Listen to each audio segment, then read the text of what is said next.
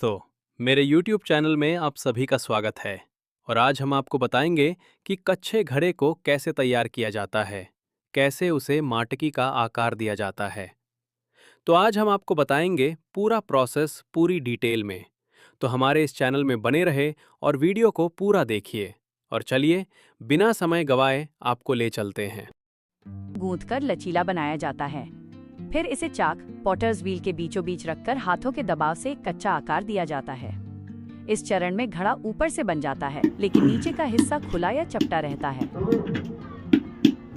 ठुकाई beating. जब मिट्टी थोड़ी सख्त लेदर हार्ड हो जाती है, तब असली जादू शुरू होता है।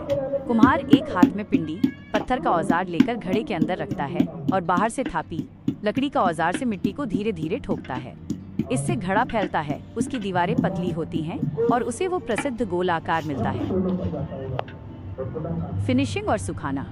ठुकाई के बाद घड़े की सतह को चिकना करने के लिए गीले कपड़े या विशेष औजारों का उपयोग किया जाता है। इसके बाद इन्हें छाया में सुखाया जाता है ताकि इनमें दरारें ना आएं। अंत में इन्हें आवा भट्टी में तेज आंच पर पकाया जाता है, जिससे घड़ा मजबूत और लाल हो जाता है। क्या आप घड़ों पर की जाने वाली द बीटिंग प्रोसेस, यह सबसे महत्वपूर्ण चरण है। आधे सूखे घड़े के अंदर पिंडी एक गोल पत्थर डाली जाती है और बाहर से थापी लकड़ी का पैडल से हल्के हल्के चोट की जाती है। पिंडी आधार प्रदान करती है और थापी मिट्टी को फैलाती है। इससे घड़े की दीवारें पतली, मजबूत और बिल्कुल गोल हो जाती हैं। 4. लेपे घोल लगाया जाता है। आकार देने के बाद शुरू होती है सबसे महत्वपूर्ण प्रक्रिया, ठुकाई और पिचाई। हम लकड़ी के पीटने वाले औजारों पैडल एंड स्टोन का इस्तेमाल करके मिट्टी को अंदर बाहर से ठोकते हैं। इससे मिट्टी के कण आपस में सघन हो जाते हैं और बर्तन की दीवारें समान रूप से मजबूत बनती हैं। इसके बाद इन गीले बर्तनों को सीधे तेज धूप में नहीं रखा जाता। इन्हें हल्की आंच या छायादार जगह पे धीरे धीरे सुखाया जाता है। अगर सुखाने में जल्दबाजी की जाए तो बर्तन चटक सकते हैं। ये धैर्य ही मिट्टी को एक मजबूत बर्तन का रूप देता है। अगला कदम, लकड़ी के औजारों से जब हम इसे चारों तरफ से थपथपाते हैं तो इसके छेद बंद हो जाते हैं और बर्तन पत्थर जैसा मजबूत बन जाता है। इसके बाद सबसे जरूरी काम है इसे हल्की आंच और साए में तपाना। अगर सीधे धूप में रख दिया तो ये चटक कर बिखर जाएगा। मिट्टी का ये सफर हमें सिखाता है कि निखार पाने के लिए चोट सहना और धैर्य रखना कितना जरूरी है।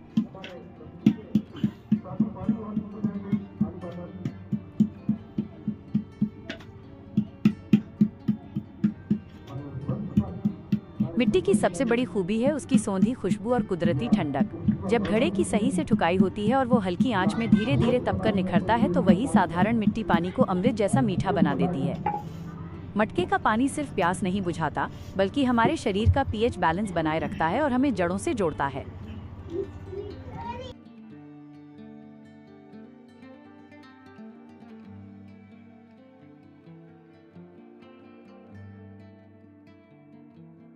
प्राकृतिक शीतलन।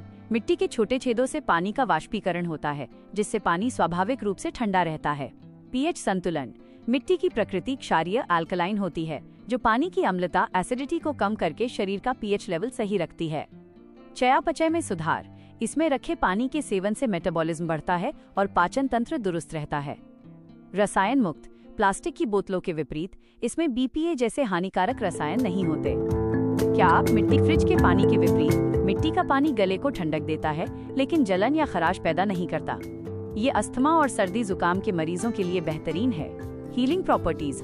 मिट्टी में मौजूद खनिज मिनरल्स पानी में मिल जाते हैं, जिससे शरीर की रोग प्रतिरोधक क्षमता इम्यूनिटी बढ़ती है। गर्मियों में मिट्टी के बर्तन का पानी शरीर के ग्लूकोज लेवल को बनाए रखता है और लू सनस्ट्रोक लगने से बचाता है।